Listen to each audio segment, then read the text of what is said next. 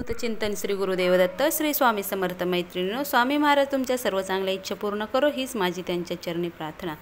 मानवी जीवनामध्ये अनेकांना प्रश्न पडतो की ह्या कलियुगामध्ये खरंच देव आहे का, आणि असेल तर तो कोठे आहे, त्याचा शोध कोणी घेतला, असे प्रश्न आपल्याला मानवाला पडलेले असतात।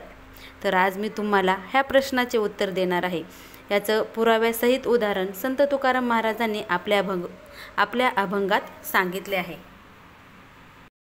देही असोनिया देवा वृथा फिरतो निर्दैव। देव हा तुमच्या देहातच आहे, परंतु तो विनाकारण फिरत असतो।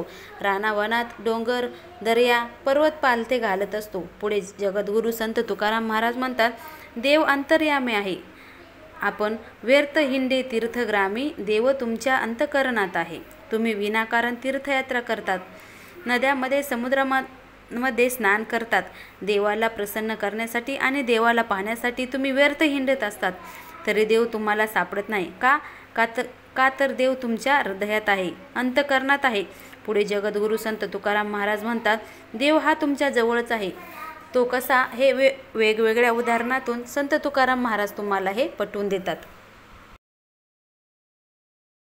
नाभी मृगाची कस्तुरी व्यर्थ हिंडे वनांतरी।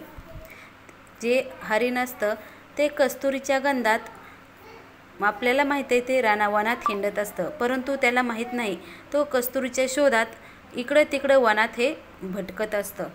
तो हरिण कस्तुरीच्या सुवासाचा शोध घेण्यासाठी वनात भटकत असतं, अगदी ऊर फुटेपर्यंत ते भटकत असतं। हरणाला कळत नाही ही कस्तुरी ही त्याच्या नाभीतच लपलेली आहे, म्हणूनच त्याला मृगजळ असे म्हणतात। तशीच तुमची व्यथा आहे, देव आपल्या अंतःकरणात आहे, देव आपल्या जवळ आहे, तसंच आपण हरणासारखं हा भटकत असतो। दुसरं म्हणजे दुधी असता नवनीत तेने तयाचे मथित। लोणी हे दुधात असतं, हे आपण सर्वांना माहीतच आहे। ते लोणी प्राप्त करण्यासाठी आपल्याला दुधाचं दही करावं लागतं आणि दही घुसळल्यानंतर मगच लोणी हे बनतं। त्याचप्रमाणे आपल्या मनाचे हे आपल्याला मंथन केले पाहिजे, त्या मनाला एकाग्र करून परमेश्वराची प्राप्ती करावी लागते। हे उदाहरण संत तुकाराम महाराजांनी आपल्याला दिलं आहे। तर संत तुकाराम महाराज म्हणतात, तुका सांगे मूढ जना देही देव का पहावा। तर संत तुकाराम महाराज इथे थोडे रागावून बोलतात, मूर्खांनो, इतरत्र पाहण्याची काही गरज नाही, देव हा तुमच्यातच आहे। त्यामुळे देवाला तुम्ही आपल्या देहात आत डोकावून पहा, कारण आत डोकावून जर पाहिले तर तुम्हाला देव आपल्या आत्म्यातच दिसते। जगद्गुरु संत तुकाराम महाराज आपल्या गीतेच्या माध्यमातून अनेक उदाहरण त्यांनी सांगितले आहेत की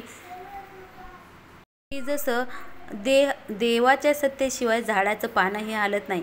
आपला आत्मा हा भगवंताचा अंश असतो, भगवंताचा अंश जिथे असतो तिथे शरीराची हालचाल असते, परंतु भगवंताचा अंश जर त्या शरीरात नसेल तर तो शरीर हे मृत बनतं आणि ते मृत शरीर हे चालूही शकत नाही आणि बोलूही शकत नाही। गोरगरिबांना मदत करा, भुकेल्यांची भूक ओळखा, तहानलेल्यांची तहान ओळखा, त्यांना पाणी द्या आणि खायला अन्न द्या। ज्यांना गरज आहे त्यांना नक्कीच मदत करा, कारण जी तुम्ही त्यांना मदत करता गोरगरिबांना, त्यांचा आत्मा हा भगवंत असतो, भगवंताचा अंश असतो, म्हणून ती मदत डायरेक्ट भगवंतापर्यंत पोहोचते। म्हणून देव माणसात आहे, तो कुठल्या रूपात तुम्हाला मदत करेल हे सांगता येत नाही, त्यामुळे तुम्ही गरिबांना हे नक्कीच मदत करा। तुकाराम महाराजांचे वडील हे सावकार होते, तर तुकाराम महाराजांनी वडिलांनंतर त्यांची सर्व प्रॉपर्टी ही गरिबांना दान केली।